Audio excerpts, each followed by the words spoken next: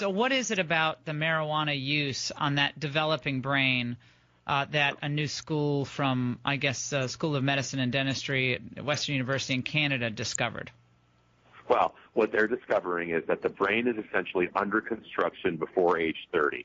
And a lot of things can affect that brain, good and bad. I mean, that's when you learn to do good things, learn sports, you learn how to, read and write, all these things. But that's also where you can, unfortunately, learn bad behavior.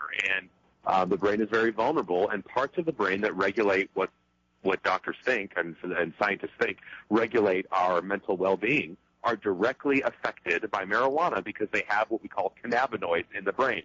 And when you ingest THC, which is what gets you high, that THC is abnormally going to those cannabinoid receptors in that part of the brain that regulates mental health. And so it messes up the natural process of mental development. And so for a lot of people, when you use over a long, and it doesn't have to be you use for 20 years either. I mean, you can use for a couple of years in adolescence, and we're seeing these negative outcomes.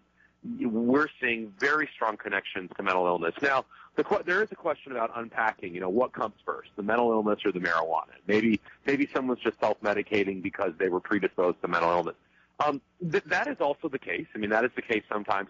But it is indeed also the case that the marijuana precedes the mental illness, and it actually is a direct contributing factor, according to not only the study you just mentioned, but dozens and dozens and dozens of studies looking at this.